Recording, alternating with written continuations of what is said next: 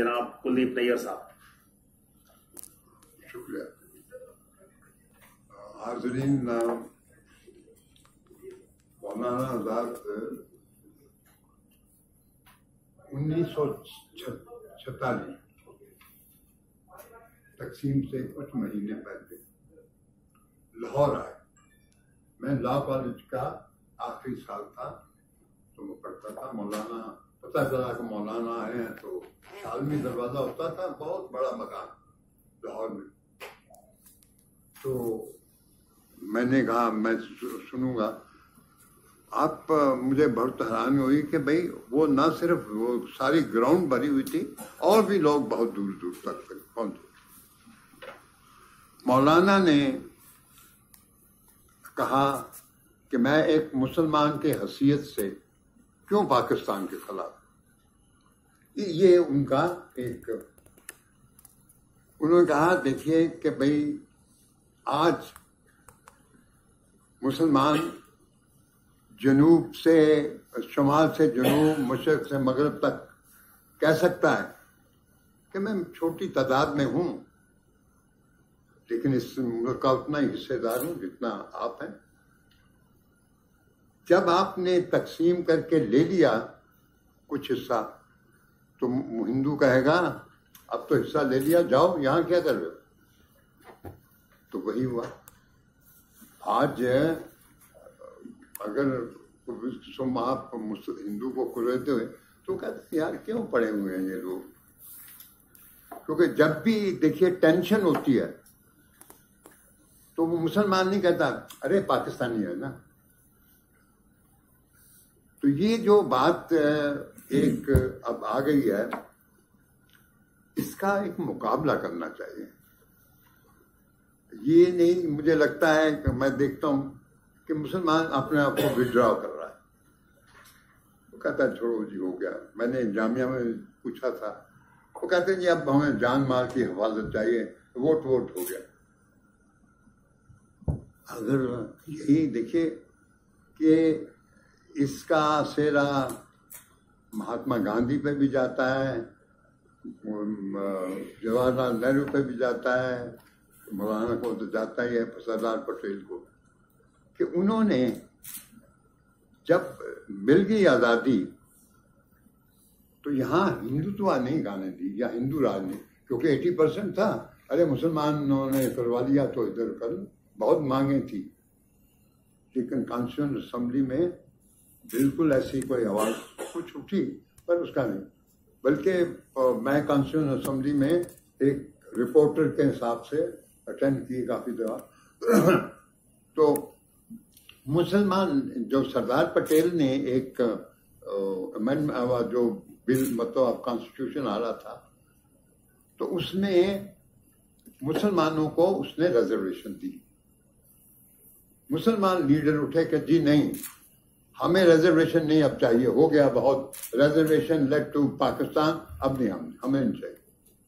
تو ریزرویشن نہیں ہوئی مگر اب ہوئی اچھا ہوتا جب میں اس سے نہیں ہوں. لیکن مولانا آزاد کو میں پہلے بھی ملتا تھا تقسیم کے بعد میں بھی ملا.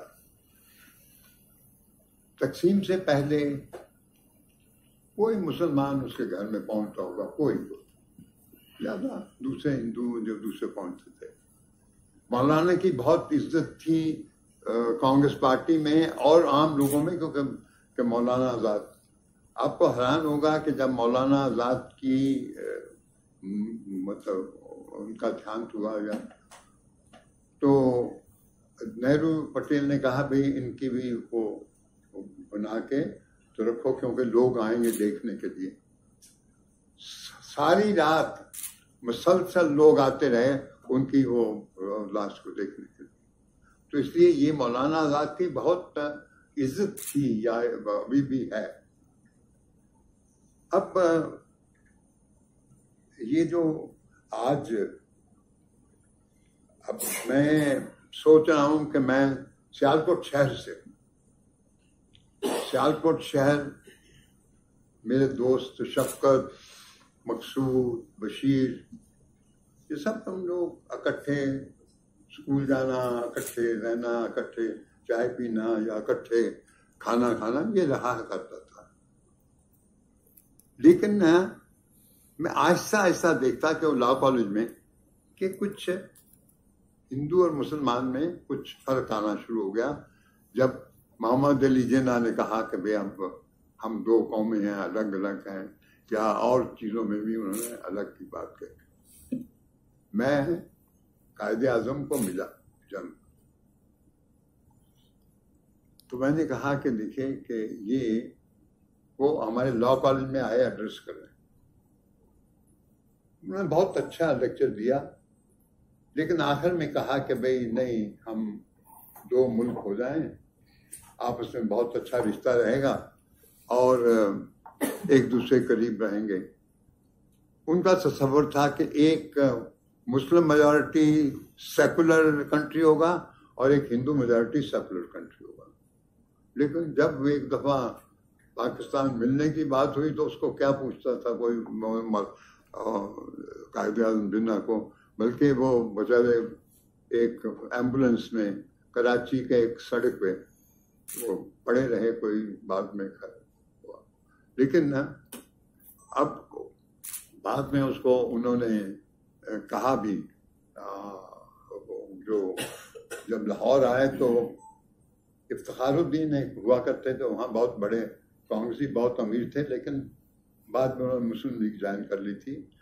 تو اس نے تو انہوں نے جب لاہور میں آئے قائد اعظم تو ان کو ایک ڈکوٹا میں لے کے اوپر گھمایا، تو کچھ ندی ادھر بہ رہی ہے، کوئی نظر ادھر بہ رہی ہے پاکستان کا. تو اس وقت انہوں نے کہا واٹ ہیو آئی ڈن. یہ الفاظ ہیں. اب اس کا مجھے تو سکندر اعظم کی بیوی طاہرہ نے بتایا کہ بھئی یہ بات اب میں تمہیں بتا رہی ہوں، پہلے نہیں بتائی. میرا خیال ہے صحیح ہو گئی یا نہیں، بخیر پہلے اس میں کہنا مشکل ہے.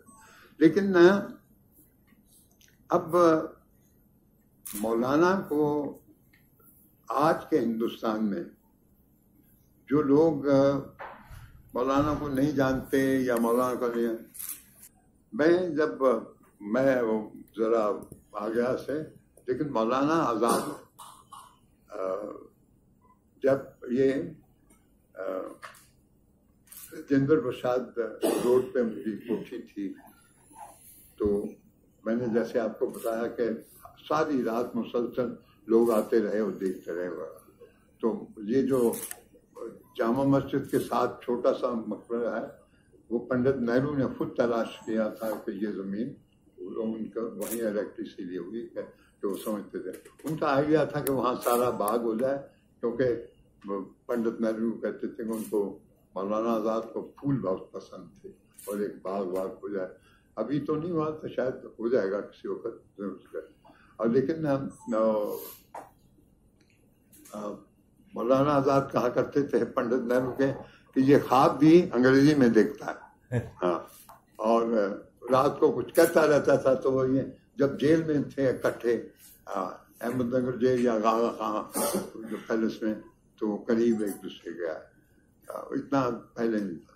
لیکن جو مولانا نے غبار خاطر لکھی ہے یہ کتاب، وہ تو ایک سنا بہت. ان کے سیکرٹری تھے اجمل خان. اجمل خان کے بعد سے ایک ٹرنک تھا جس میں بہت تحریریں مولانا کی. میں نے کوشش کی کہ بھئی اجمل خان سے وہ لے لیا جائے باکس، لیکن وہ کامیاب ہو گیا، یہاں سے چلا گیا کلکتے. اب کلکتے بھی کوئی دور نہیں، تو میں نے بڑی کوشش کی.